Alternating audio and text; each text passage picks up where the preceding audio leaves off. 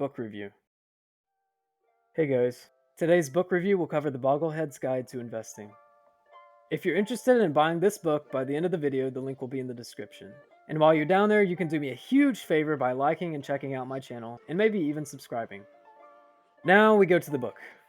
The Bogleheads Guide to Investing was actually written by 3 different people. Mel Lindauer, I don't know. Taylor Larimore and Michael LeBoeuf. No, not that LeBoeuf. That LeBoeuf. Anyway, this book has insightful knowledge and education in investing for those who have kind of been left out and have just about zero knowledge on the topic. Now, before you start reading this book, you have to ask yourself, are you a dark mode elitist like me? If so, just take the book and yank that shitty plastic cover off and boom, you're good.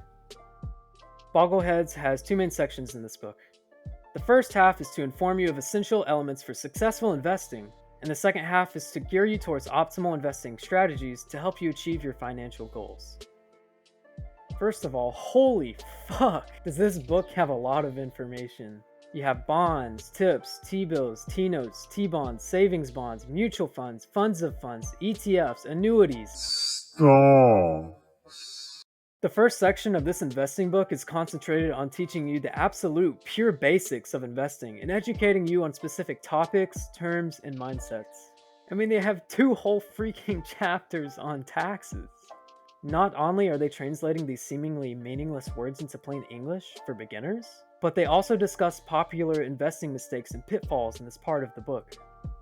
Some examples of these mistakes would be market timing, performance chasing, and not diversifying your investment portfolio. As I mentioned before, the last section of this book is centered on staying the course and applying good investing habits to keep your money where it should be, in your wallet.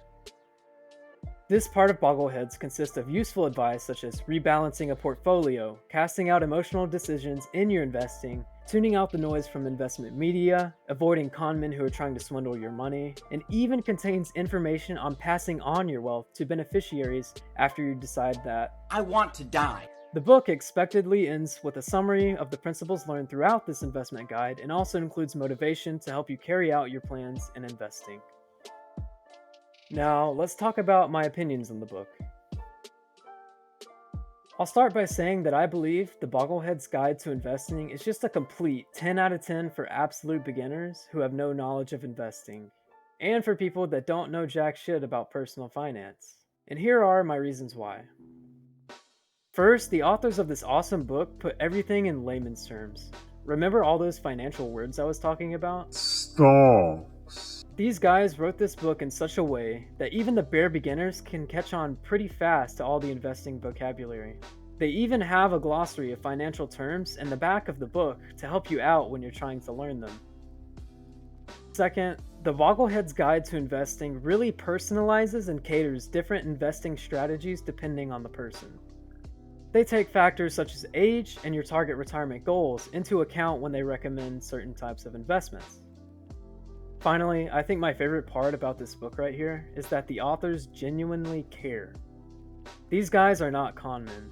They haven't written some obscure investing book or personal finance book twisted to convince you to buy their product or service. And they absolutely are not trying to swindle your money.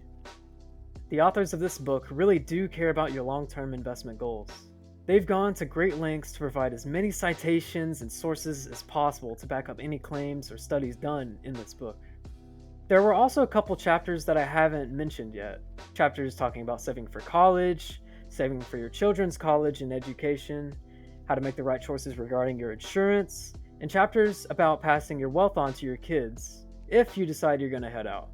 The back appendices of this book also contains more useful information, including book recommendations, website recommendations, a personalized little quiz to give you an asset allocation estimate, and the glossary of financial terms that I talked about earlier. So in summary, I 100% believe that this book is well worth the money and can successfully teach investing skills and principles that are essential on this topic to beginners. Like I mentioned before, if you're interested in buying this book, the link will be in the description of this video. Anyway, if you made it to the end, thank you so much for watching this video. This video was a lot of work to make. If you left a like, it would mean the world to me, and if you wanted more content, subscribe if you'd like and comment down below. You guys have a fabulous day.